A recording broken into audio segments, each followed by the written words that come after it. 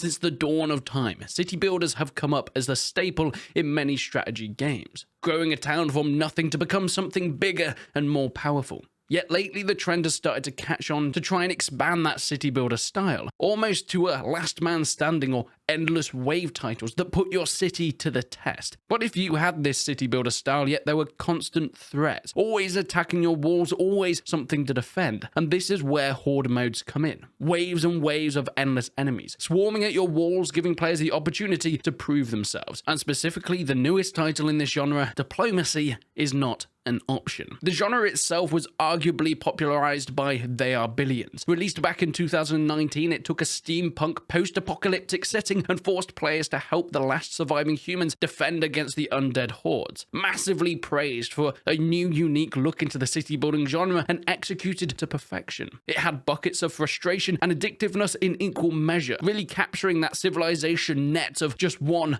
more hour. And my god, does that game drag you in. But diplomacy is not an option is not the first to take this genre and put it in a medieval setting. I made a video on a game called Vedalem, the Golden Horde, a few months ago, a small university project made by one person. It tried to make a basic medieval horde mode and, well, it was great. But content was admittedly somewhat lacking. Yet, on the 26th of January this year, and this is where diplomacy is not an option comes in. Currently, we do have a demo for the game, which brings an endless horde mode of massive proportions. So, a week or so before its release, is it actually any good? Let's start off with the basics of what we can see. The graphics are, well, cartoony is an understatement. The gameplay itself, though, is pretty simple, or at least what we have experienced so far in this very early demo. You start with a town center or castle, having a select few villages that you have to utilize to the best of their abilities. In building more workhouses for your villagers, it will turn them into workers. If you build barracks, your villagers will turn themselves into archers or infantry, and so on. But how do you grow this villager population? Well, building more houses, of course, will issue more villagers to turn up in your city. The game has your basic mechanics of needing enough food and resources to survive. Building gathering huts next to berries, fisherman cabins next to lakes, these can give you a good steady supply of food, but eventually they will start to run dry. The same goes for stone and wood, which you'll need mines and lumberjack camps for.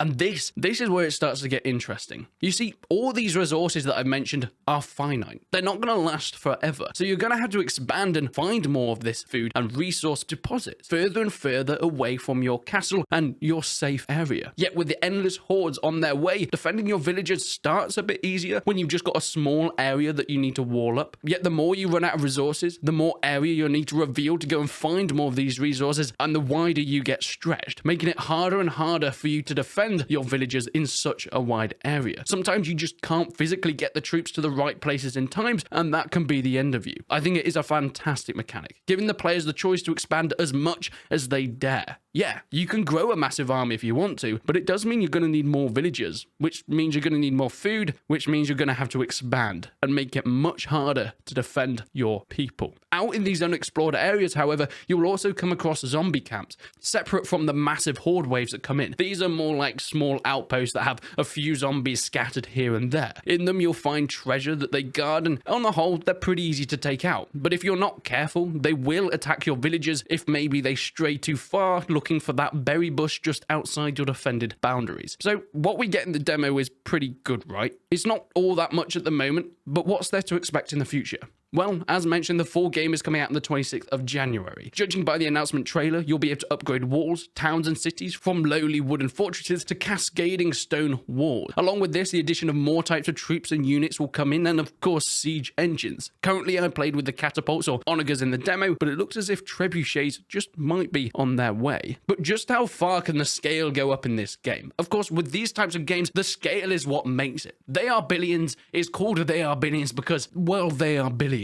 A game like Vedalem the Golden Horde had a great amount of scale, with hordes and hordes of cavalry coming in from every single direction, so how is diplomacy is not an option going to face this? Well, the Steam page states that hopefully there'll be able to be 10,000 enemies at once, which is quite something. Not only this, but there is also an inclusion of magic to smite down your enemies if need be. Not much was available during the demo, but the upgrade trees are surely going to be expanded further throughout the main game. Overall, from what I played in the demo, it's a pretty casual title. I doubt there's going to be swathes of content or incredibly in-depth storylines, but from what I've played so far and what the full release is looking to be, it's going to be a ton of fun. Because when zombies are trying to breach your wall, steal your babies and eat your friends, sometimes diplomacy is just not an option.